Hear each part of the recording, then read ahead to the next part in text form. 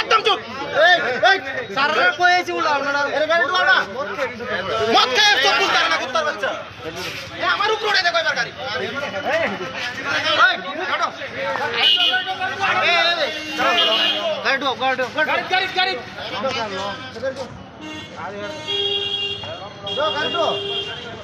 আরে গাড়ি করবে না আরে ঠিক আছে পানি না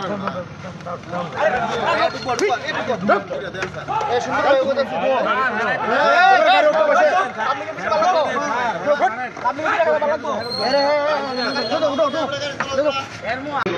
তারা কইতাছে যে আমি তো চারজনই লাগাইছি আমি দেখছি না।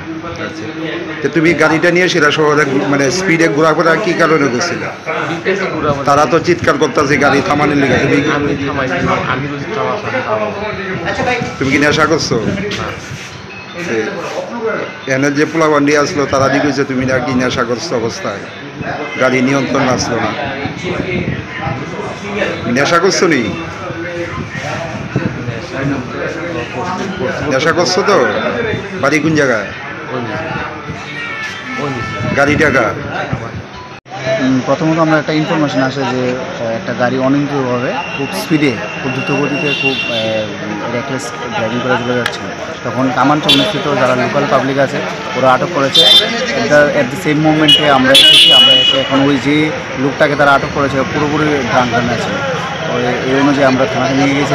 এখন বাকিটা দেখা যাবে ইনভেস্টিগেশনের মধ্যে কী ধরা পড়ে। ওরা অ্যাকচুয়ালি অনিয়ন্ত্রিতভাবে চালিয়ে গেছে, কার উপরে উঠেছে ওটা আমরা। এমনিতে কতজন মানে আহতের সংখ্যা মানে?